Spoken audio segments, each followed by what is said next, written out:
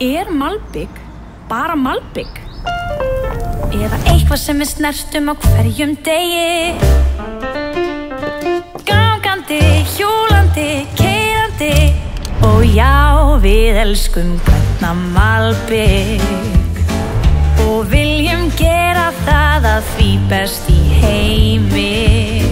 Metan í staðinn fyrir olíu og endurunnið frá grunni.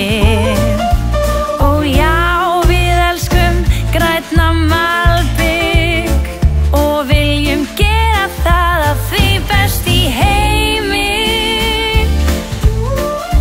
Grænni vegir, bílastæði og líka gangstéttir.